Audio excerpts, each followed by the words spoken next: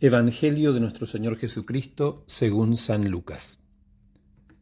Un doctor de la ley se levantó y le preguntó para ponerlo a prueba: Maestro, ¿qué tengo que hacer para heredar la vida eterna? Jesús le preguntó a su vez: ¿Qué está escrito en la ley? ¿Qué lees en ella? Él le respondió: Amarás al Señor, tu Dios, con todo tu corazón, con toda tu alma, con todas tus fuerzas y con todo tu espíritu, y a tu prójimo como a ti mismo. Has respondido exactamente, le dijo Jesús. Obra así y alcanzarás la vida. Pero el doctor de la ley, para justificar su intervención, le hizo esta pregunta: ¿Y quién es mi prójimo? Jesús volvió a tomar la palabra y le respondió: Un hombre bajaba de Jerusalén a Jericó y cayó en manos de unos ladrones que lo despojaron de todo, lo hirieron y se fueron, dejándolo medio muerto. Casualmente bajaba por el mismo camino un sacerdote, lo vio y siguió de largo. También pasó por allí un levita, lo vio y siguió su camino. Pero un samaritano que viajaba por allí, al pasar junto a él, lo vio y se conmovió. Entonces se acercó y vendó sus heridas, cubriéndolas con aceite y vino. Después lo puso sobre su propia montura, lo condujo a un albergue y se encargó de cuidarlo. Al día siguiente sacó 2 denarios y se los dio al dueño del albergue, diciéndole: Cuídalo, y lo que gastes de más te lo pagaré al volver. ¿Cuál de los 3 te parece que se portó como prójimo del hombre asaltado por los ladrones? El que tuvo compasión de él, le respondió el doctor. Y Jesús le dijo: Ve, y procede tú de la misma manera. Palabra del Señor. ¿Quién es mi prójimo? El pasaje del Evangelio que acabamos de escuchar se compone de 2 partes. La primera con la escena del doctor de la ley, que se encuentra también en los otros evangelios, y la parábola del buen samaritano, que está solamente en el Evangelio de Lucas.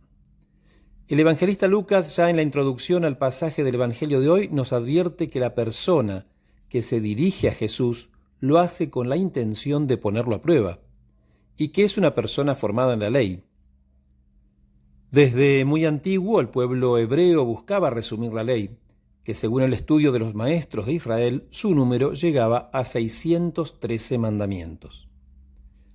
Como maestro, Jesús fue interrogado sobre qué hacer para heredar la vida eterna, y responde con otra pregunta: ¿qué lees en la ley?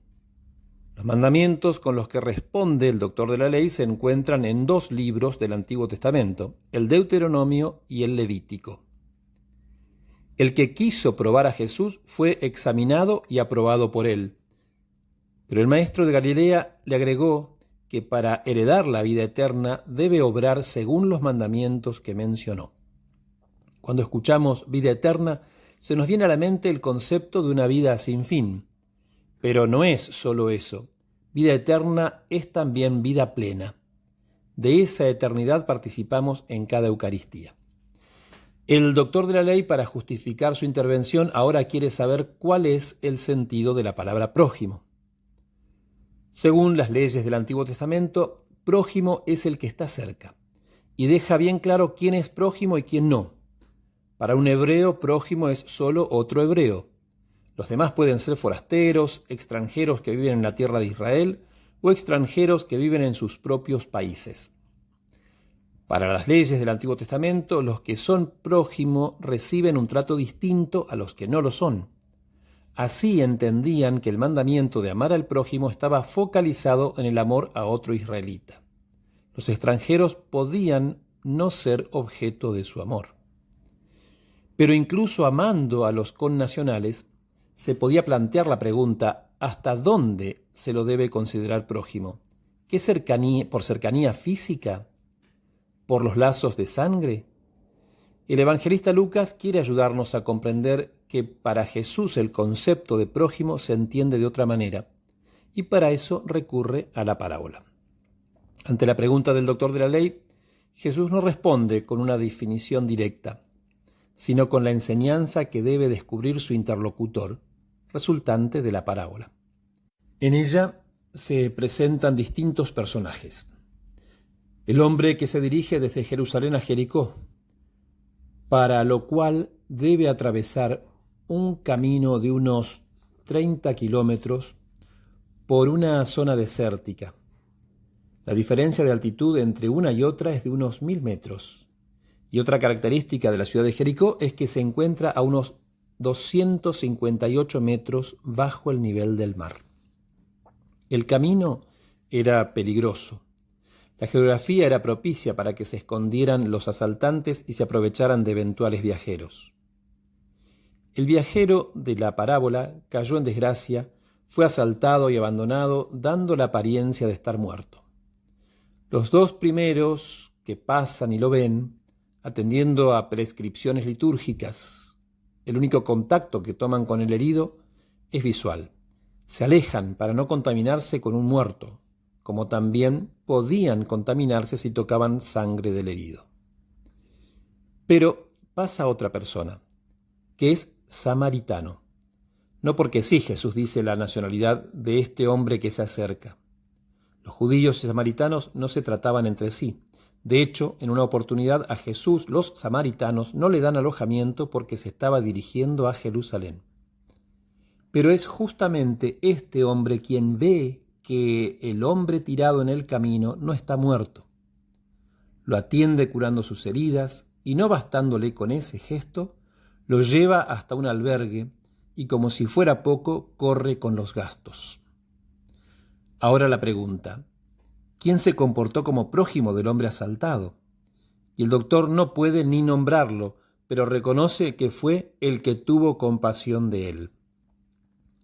A la pregunta que dio origen al relato, la respuesta no está dada desde la perspectiva de quien se pregunta cuál es la distancia que debo considerar para saber si estoy obligado a amar o no.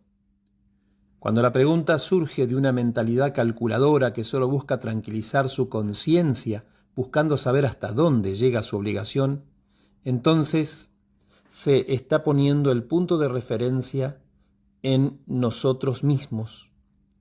Medimos la distancia desde nosotros. En cambio, Jesús pone la mirada y la medida desde el asaltado, el herido. De esta manera Jesús nos enseña que prójimo es todo ser humano que está pasando una necesidad. Y acá no cuenta grupo de pertenencia, etnia, nacionalidad, ni refugios en la piedad. Los dos primeros que pasaron podrían considerarse exceptuados porque debían atender una prescripción litúrgica para quedar puros para el culto. Sin embargo, quedaron descalificados. Ser prójimos implica asumir las incomodidades que puede acarrearnos. El primero que se comportó como nuestro prójimo es Jesús, a quien no le repugnó nuestra condición de pecadores.